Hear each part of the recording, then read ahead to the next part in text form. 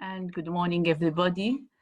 My first point primarily is what new skills do we need to teach our dental professionals? We heard from Marco Landi about the anxious patients, the mental well-being, but I also here would like to emphasize about teaching our own healthcare workers, our own dental profession, resilience. If we are not strong enough, if we are not resilient as a profession, we will not be in a position to be able to support our anxious patients. We're hearing nowadays about the challenges that the professions are facing in terms of the financial constraints, the affordability of services by patients, the fear of attending private practice. So how can the future dentist be able to face these challenges in the face of this pandemic without having the necessary skills and resilience? You've all heard about J.K. Rowling, and who wrote Harry Potter was translated into 73 languages. She was refused by 12 publishers, but only succeeded because of resilience. So I think the first most important point I'd like to bring is we need to teach our future professionals resilience and well-being. The second point also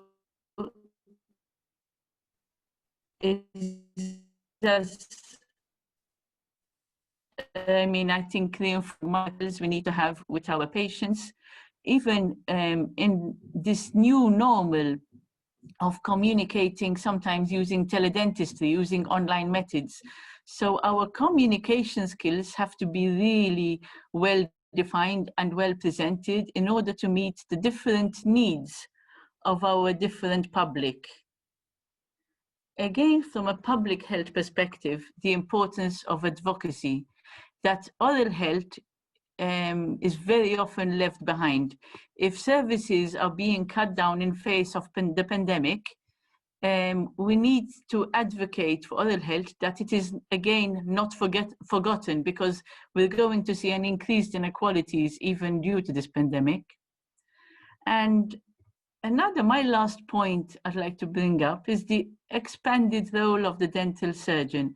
I can here talk about a personal experience from Malta, where thanks to the dental profession, the dental students, we have managed to be one of the countries which has the highest testing for COVID, because the dentists were one of the few professions who came forward to actually provide their services and carry out swabbing for the whole population. And they, I think, were the ideal also profession who could actually do it, because they work very much close to the mouth, so you can do in the nose. So I think we also, in our training, we need to think of the expanded role, even in addressing other non-communicable diseases. But as a profession, we need to look also at the expanded role, addressing all NCDs, but also in teaching them how to deal with a pandemic in the face of building up their resilience and their well-being as well.